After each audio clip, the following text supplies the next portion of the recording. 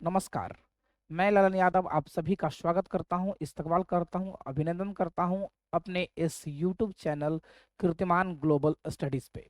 तो dear students, आज के क्लास में हम लोग पढ़ने वाले हैं पॉलिटिकल साइंस जो 10वीं क्लास की जो क्रैश कोर्स की जो सीरीज चल रही थी, उस सीरीज की जो है ना अगला वीडियो, अगली कड़ी, अगला चैप्टर्स, इस चैप्टर्स का नाम है लोकतंत्र की उपलब्धियां।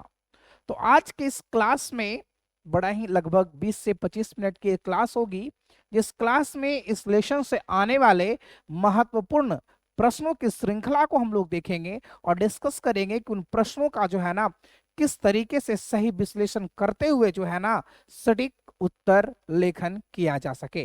तो आइए शुरू करते हैं। इसमें टॉपिक है लोकतंत्र की उपलब्धियां। सबसे पहली बात, हम बार बार जिक्र करेंगे आप लोगों का कि लोकतंत्र, लेकिन यहाँ पे जिक्र में पहले हम आपके साथ चर्चा करें। एक टॉपिक राजतंत्र होता है और दूसरा टॉपिक लोकतंत्र होता है। और अगर राजतंत्र और लोकतंत्र में अगर आप अंतर समझ गए तो ये चैप्टर्स आपके लिए समझना बड़ा ही सरल हो जाएगा। तो एक बात बताना, राजतंत्र जो होता है वो क्या होता है? तो राजतंत्र सर राजा का शासन होता है। गुड। लोकतंत्र क्या होता है? तो सर लोकतंत्र लोगों का शासन होता है। Very good. अब एक बात बताओ, इसमें क्या होता है? इसमें राजा का बेटा राजा बनता है, राजा का बेटा राजा बनता है। इसमें जो है ना, जो शासक जो होते हैं ना, इन शासक का क्या होता है? चुनाव होता है। दूसरी बात है, इसमें जो है ना राजा जो है वह निरंकुश भी हो सकता था या होता भी था, लेकिन इसमें निरंकुश होने की कोई संभावना नहीं होती थी। अगर मान के चलिए कि आपके द्वारा जो भी जनता, जो भी शासक जनता ने जिस भी प्रतिनिधि को चुना और वो प्रतिनिधि या तो इनके हित में शासन करे या इसके हित में शासन ना करे, चुना आपने है तो जवाब तो आप ही देंगे। बात समझ रहे हैं आप? सेम चीजें ये था आपका लोकतंत्र और राजतंत्र के कुछ पॉइंट्स के अंतर। हालांकि हम आप भी देखेंगे आगे कि किस तरीके से इसमें डिफरेंसेस था कि राजा और प्रजा बिल्कुल अलग अलग थी। यहाँ पे ये डिफरेंसेस बिल्कुल भी नहीं है। राजा और प्रजा जो है वो बिल्कुल अलग अलग नहीं है, बल्कि वो एक ही कैटेगरीज में आती है। तो डियर स्टूडेंट्स, अभी तो हम आपके साथ इस बात पे चर्चा करेंगे कि किस तरीके से जो है आप लोगों के साथ जो है टॉपिक हम डिस्कस जो कर रहे हैं, इस टॉपिक पे हम ये डिस्कस करें कि क्या लोकतंत्र अपने उद्देश्यों की प्राप्ति कर रहा है। पहला टॉपिक तो यहीं से, बाकी अंतर जो हम समझाएं ये काफी होगा इस लेसन के एक बेस के रूप में आगे समझने के लिए। विशेष ये देखो तुम, टॉपिक है यहां से कि क्या लोकतंत्र अपने उद्देश्यों की प्राप्ति कर रहा है। अब देखो, लोकतंत्र का उद्देश्य अभी जो हम पढ़ाएं कि लोकतंत्र क्या है, यही लोकतंत्र जो है ना का यहाँ उद्देश्य होगा। अब बताओ, क्वेश्चन है कि क्या लोकतंत्र अपने उद्देश्यों की प्राप्ति कर रहा है? तो बताओ लोकतंत्र क्या है? तो लोकतंत्र लोगों का शासन है। ठीक है। लोकतंत्र क्या है? तो लोकतंत्र जो है वो लोगों का शासन है। तो एक बात बताना, ये जो लोगों का जो शासन है, क्या वास्तव में ये शासन चल रहा है या नहीं चल रहा है? बोलोगे? क्या हम लोग अपनी मर्जी से सरकार चुन रहे हैं कि नहीं चुन रहे हैं? तो आपका जवाब होगा यस सर, चुन रहे हैं। मतलब कि लोकतंत्र का उद्देश्य ये पूरा हो रहा है। दूसरा बताइए, क्या इसमें सभी व्यक्ति लोगों को समानता मिल रही है?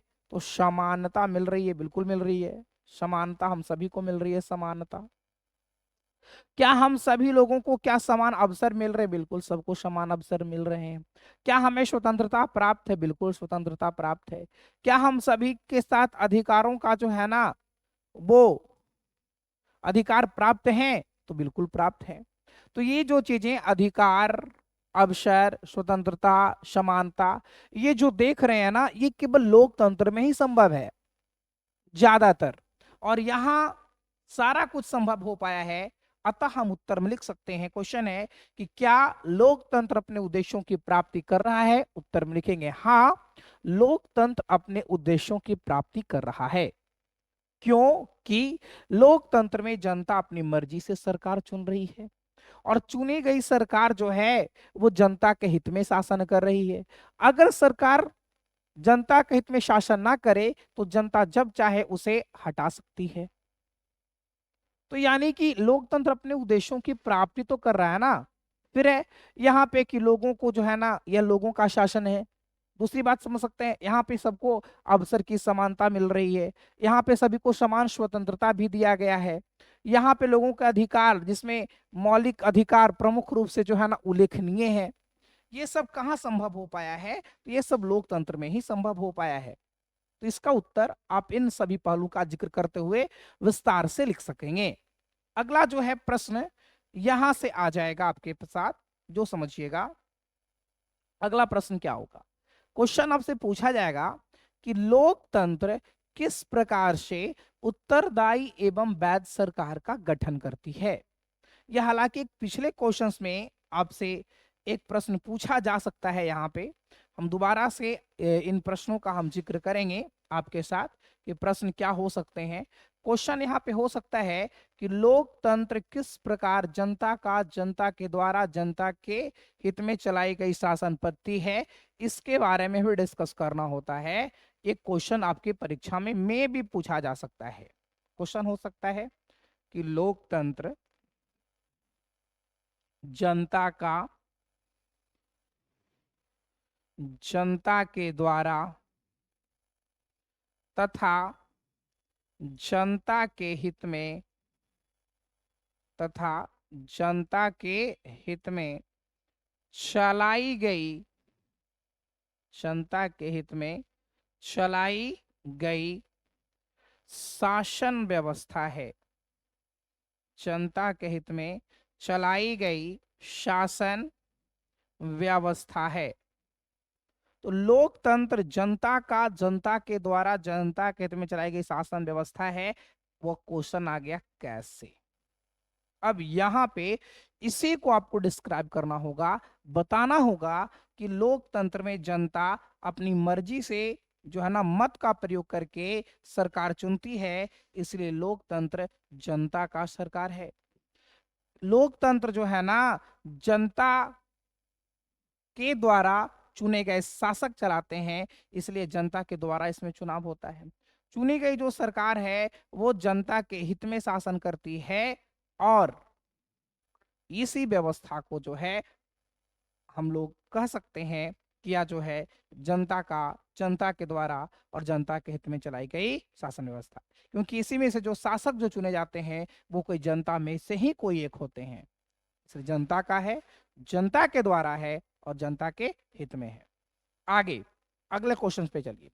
लोकतंत्र किस प्रकार से उत्तरदायी एवं वैध सरकार का गठन करती है। क्वेश्चन आपसे आ सकता है परीक्षा में कि लोकतंत्र किस प्रकार से उत्तरदायी एवं वैध सरकार का गठन करती है। क्वेश्चन है कि लोकतंत्र किस प्रकार से उत्तरदायी एवं वैध सरकार का गठन करती है। आप कह सकते हैं कि लोकतंत्र में जनता अपनी मर्जी से सरकार चुनती है। जनता जो है मर्जी से सरकार चुनती है। सरकार क्या करती है? चुनती है। और अगर ये चुनी गई सरकार सही हो या गलत हो, जो भी हो उसका उत्तरदायी जनता स्वयं होगी, क्योंकि उसी ने जो है इसका चुनाव किया। एक एग्जांपल्स दे रहा हूं। अब सोच लो कि यहाँ पे दो बच्चे हैं, boy number first and boy number second. ये जो फर्स्ट जो लड़का है ना, ये लड़का क्या कर रहा है? अपने खुद से शादी कर रहा है और ये सब लव मैरिज करके अपनी मैडम को, अपनी वाइफ को घर पे लेकर के आता है। इसकी वाइफ इसके मम्मी और पापा की केयर अच्छा ढंग से नहीं कर रही है। तो अब सोचो मम्मी पापा क्या बोलेंगे? बेटा अपनी ये तुम्हारी पसंद है ना, देखो कैसा लड़की से तुम विवाह कर लिए हो, मेरी एक भी बात नहीं सुनती है। ठीक है, लड़का तो बाबू खुद जवाब दे रहा है यहाँ पे ना, सही गलत। लेकिन अब मान के चलो कि पापा और मम्मी ने खुद किसी लड़के की शादी कर दी और उसकी जो है ना वाइफ उसकी माँ और पिताजी को सही ढंग से ट्रीट नहीं कर रही है, समय पे खाना नहीं दे रही है, उसके साथ सही ढंग से जो है ना अपना व्यवहार नहीं कर रही है, तो यहाँ पे अब उसके उत्तरदायी वो लड़का नहीं होगा, इसका उत्तरदायी माता पिता होंगे, क्योंकि उन्होंने ही जो है ना इसी लड़के से अपने बेटे की शादी की। तो सेम चीज आप यहाँ पे समझ सकते हो कि उत्तरदायी का मतलब जवाब देना, और यहाँ पे लोकतंत्र में उत्तरदायी कौन होती है? जनता होती है। क्यों? क्योंकि जनता ने अपनी मर्जी से सरकार चुनी। अब मान के चलो कि आपने मोदी सरकार को चुना और मोदी सरकार सही ढंग से शासन नहीं कर रही है, तो इसका जिम्मेवार कौन? आप ही ने तो चुना है। आपने नीतीश सरकार को चुना और नीतीश सरकार सही ढंग से शासन नहीं कर रही है, इसके जिम्मेवार कौन? आप, क्योंकि आप ही ने चुना है। उत्तरदायी आप हैं। और बात रहा वैध शासन का, वैध और अवैध दो चीजें होती है। आपने अक्सर सुना होगा ऐसा कहते हुए कि दो लड़के, या ऐसा अखबार में, दो लड़के अवैध रिवॉल्वर के साथ गिरफ्तार। अवैध क्या होता है? जो सही नहीं है वो अवैध है, और जो सही है वो वैध है। यानी कि वैध शासन, सही शासन का चुनाव कैसे? इसीलिए क्योंकि मान लीजिए कि एक व्यक्ति का निर्णय गलत हो सकता है, लेकिन 1 लाख व्यक्ति गलत हो, गलत होने की गुंजाइश बहुत कम जाती है। इस कारण से इस शासन को वैध शासन कहा जाता है, क्योंकि बहुत सारी जनता ने मिलकर के अपना अपना मत का प्रयोग करके जो है वो चुना है, और ज्यादातर जो है बाबू, जो लोगों का मत, जिनका वोट झुक जाता है, जिधर जिधर ज्यादा हो जाता है उधर की सरकार बन जाती है, और उसे वैध सरकार कहा जाता है। यानी कि वो सरकार सही मानी जाती है। और इसमें भी किस पे दारोमदार है? जनता पे दारोमदार है इसका। ठीक है। नेक्स्ट क्वेश्चन, नेक्स्ट क्वेश्चंस की हम बात करेंगे आपके साथ। तो नेक्स्ट क्वेश्चंस जो है आपका है कि लोकतंत्र किस प्रकार से आर्थिक समृद्धि और विकास में सहायक है? लोकतंत्र किस प्रकार से आर्थिक समृद्धि और विकास में सहायक है, ये आपका प्रश्न है। आपको समझना होगा क्वेश्चंस कि लोकतंत्र किस प्रकार से आर्थिक समृद्धि और विकास में सहायक है। अब एक बात समझो, अब राजतंत्र है और एक तरफ बच्चा याद रखना लोकतंत्र है। अब ये राजतंत्र में अगर हम बात करें तो राजतंत्र में महोदय है राजा। अब राजा जैसे ही शासन में आएंगे तो राजा चाहेंगे कि ज्यादा से ज्यादा हमारा राजकोष भरे, धन ज्यादा हमारे पास आए, इस धन का कुछ हिस्सा हम विकास में लगाएं। ये राजतंत्र का बात है। लोकतंत्र में क्या होगा? लोकतंत्र में जो भी टैक्स आएंगे वो सब टैक्स, क्योंकि जो पार्टियां, जो सरकार काम कर रही है उसको कुछ ना कुछ पेमेंट मिल रहा है, उसको मतलब केवल पेमेंट से है। बाकी टैक्स या जो भी चीजें हैं वो सब पूरा का पूरा विकास में आप लगा दीजिए। क्यों? क्योंकि इसमें आपको अपना राजकोष भरने जैसा कोई सिस्टम नहीं है।